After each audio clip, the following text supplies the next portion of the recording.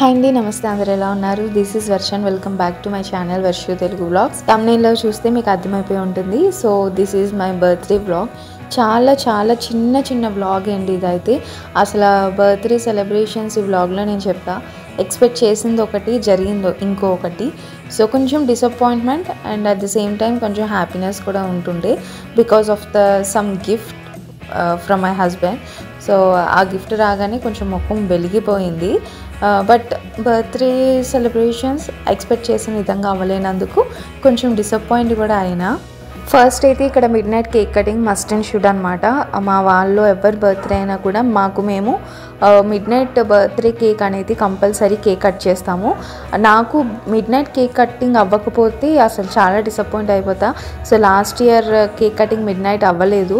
మా హస్బెండ్ ఆ ఎక్స్పీరియన్స్తో గుర్తుపెట్టుకొని ఇంక ఇయర్ అయితే మిడ్ నైట్ సెలబ్రేషన్ అయితే చేశారనమాట. నాకు డే మొత్తం సెలబ్రేట్ చేయకపోయినా పర్వాలేదు, బట్ మిడ్ నైట్ మాత్రం కంపల్సరీ కేక్ ఉండాలండి. చాలామంది ఇంకా ఆ రోజు ఈవినింగ్ టైంలో ఈ ఫంక్షన్ హాల్స్ అని లేక డెకరేషన్స్ అని ఇవన్నీ పెట్టుకొని సెలబ్రేషన్ చేసుకుంటారు. బట్ నాకు అట్లా కాదు, చాలా సింపుల్గా నాకు మిడ్ నైట్ కేక్ కటింగ్ చేయిస్తే చాలు. I feel very happy for that. But నేను అనుకున్నా ఇంకా అనుకున్నా, బట్ అది కుదరలేదనమాట. ఇంకా అవన్నీ చెప్పినా కూడా మళ్ళీ గుర్తొస్తే మళ్ళీ డిసప్పాయింట్ అయిపోతా. సో ఆ రోజంతా డిసప్పాయింట్లో ఉన్నాను. నేను next day husband pampering and all of that అదంతా మంచిగా జరుగుండే. ఇక చూద్దాము, అంటే బర్త్డే అనగానే చాలా ఎక్స్పెక్ట్ చేసుకొని పెట్టుకుంటాం కదా. ఇంకా ఆ విధంగా జరగబోయేటప్పటికి కొంచెం డిసప్పాయింట్ అయితే అయినా, బట్ ఒక డ్రీమ్ గిఫ్ట్ అయితే నాకు వచ్చింది and I feel very happy for that. ఆ గిఫ్ట్ వచ్చిన తర్వాత ఇయర్కి ఒక్కసారి మనం జరుపుకున్న బర్త్డే పార్టీ. సో ఈ బర్త్డే అనేది సింపుల్గానే ఎక్స్పెక్ట్ చేస్తాము. ఎక్స్పెక్ట్ చేసిన విధంగా అవ్వకపోతే నేను చాలా అసలు ఏడ్ చేస్తాను అనమాట. నాలంటోళ్ళు మీలో ఎవరైతే వీడియో చూస్తున్నారో అట్లా ఎవరైతే ఉన్నారా నా కింద కమెంట్ అయితే చేయండి, అలాంటి వాళ్ళు ఉన్నారా లేదా అని. ఇక్కడ మీరు వ్లాగ్లో చూస్తున్నట్లయితే ఈయన మా డాడీ అనమాట. మా డాడీ ఎక్కడ ఉంటే అక్కడ ఫన్ అండి, కామెడీ అనమాట. బీభత్సంగా స్ట్రిక్ట్గా ఉంటారు, బట్ అంతే 100% ఫుల్ కామెడీ అనమాట.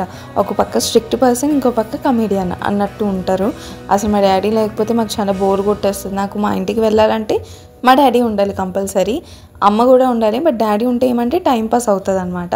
ఇక మేమైతే మిడ్ నైట్ కేక్ కటింగ్ ఇదంతా కూడా జరిగిండే.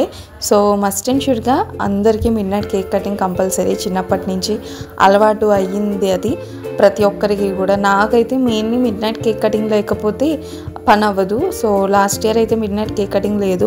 మా ఆయనకి అది ఎక్స్పీరియన్స్ గుర్తొచ్చి ఇయర్ బర్త్డే కేక్ కటింగ్ అయితే చేయించారనమాట.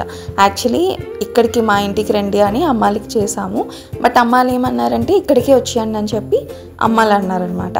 సో ఇంకా బర్త్డే సెలబ్రేషన్స్ మొత్తం అమ్మాయిల ఇంట్లోనే జరుగుండే. పెళ్ళైన దగ్గర నుంచి ఎక్కువ సార్లు మాత్రం అమ్మాయిల ఇంట్లోనే జరుపుకున్నా బర్త్డే. సో ఇయర్ అయినా ఇక్కడ జరుపుకుందాం అనుకుంటే ఇంకా అమ్మాయిలు అక్కడికే వచ్చామని చెప్పారు.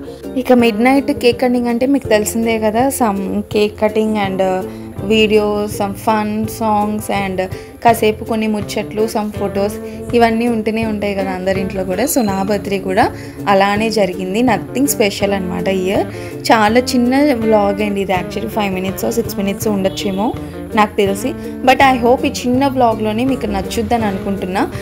నా హ్యాపీనెస్, సాడ్ అంతా కూడా నేను మీతోనే షేర్ చేసుకుంటాను కాబట్టి నా ఎక్స్పీరియన్స్ మొత్తం చెప్తున్నాను, నా బర్త్డే ఎక్స్పీరియన్స్ మొత్తం. సో ఇంకా మార్నింగ్ అయినాక యాస్టీస్ సమ్ బ్రేక్ఫాస్ట్ అదంతా కూడా. ఇక నేనేమనుకున్నానంటే నా బర్త్డేకి నేనే వండి పెడతాను, రోజు అదే చేస్తాము. నా బర్త్డేకి నేనే పేరెంట్స్కి వండి పెడతామన్నట్టు chicken curry, chicken pakodi, chicken dum బిర్యానీకి మొత్తం ఫుడ్ అయితే ప్రిపేర్ చేస్తున్నాను అనమాట. ఈలోపు ఇక మాకు సీతాఫలం చెట్టు ఉంది. చెట్టుకైతే బోల్డెన్ పళ్ళు అనమాట. అసలు మా చెట్టు పళ్ళు అయితే ఎంత టేస్టీగా ఉంటాయో తెలుసండి, చాలా టేస్టీ ఉంటుంది. అవి కొన్ని రోజులు ఇంకా అక్కడే వదిలేస్తే ఇంకా మిగతా వాళ్ళు పట్టుకెళ్ళిపోతారేమో అని చెప్పి ఇక డాడీ ముందుగానే కోసేసి ఇంకా లోపల పెట్టేస్తే ముగ్గిద్దాం మనమే అని చెప్పేసి ఇంకా లోపలికైతే తీసుకొచ్చారు. సో చాలా తీయగా ఉంటాయి అన్నమాట. మందులేని పంట కదా, ఆబ్వియస్లీ చాలా తీయగా ఉంటుంది, పురుగులు కూడా అంత ఉండవు.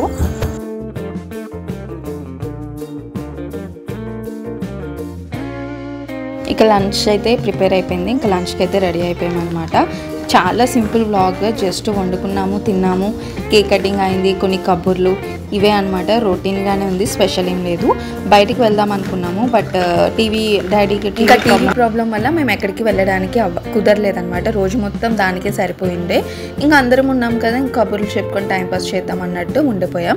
బట్ ప్రతి ఇయర్ కూడా మేము బయటికి వెళ్ళి బయట రెస్టారెంట్స్, అవుట్ సైడ్ ఫుడ్ తింటాము. అండ్ ఇంకా దాని తర్వాత అగైన్ గింబల్ ఉంది కదా, గింబల్ గిఫ్ట్ ఇచ్చారు కదా. సో ఆ గింబల్తో అయితే చాలా రకమైన వీడియోస్ షూట్ చేసుకున్నాను. యాక్చువల్లీ ఏమంటే గింబల్తో కొత్త, దానికోసం మొత్తం తెలిస్తే అది యూస్ చేయడానికి చాలా ఈజీగా ఉంటుంది.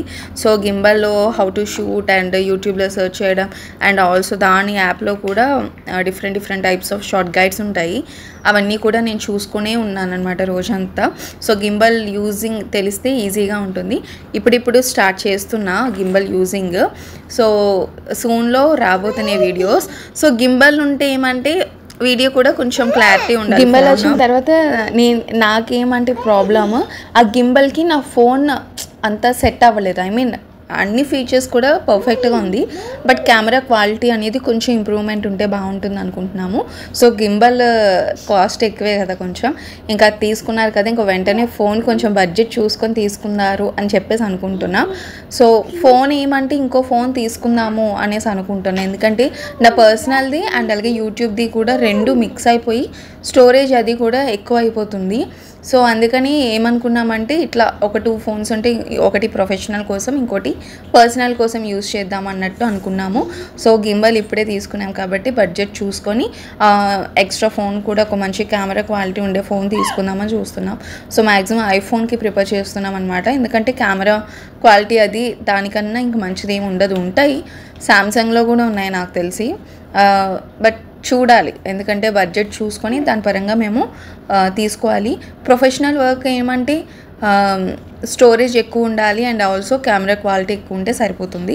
సో పర్సనల్ నా ఫోన్ నాకే ఉంది, ఈ ఫోన్ని వదులుకోలేము. ఫోన్ పర్ఫెక్ట్గా ఉంది, బట్ ఏమంటే స్టోరేజ్ ఫుల్ అయిపోతుంది. And videos, so many videos, editing videos, చాలా వీడియోస్, ఫొటోస్ ఇవన్నీ ఉండడం వల్ల స్టోరేజ్ ఫుల్ అయిపోతుంది. సో పర్సనల్కి ప్రొఫెషనల్కి అంత డిఫరెన్స్ అనిపించలేదు. సో ఈ మధ్య మళ్ళీ అగైన్ ప్లాన్ చేసుకుంటున్నాం అనమాట.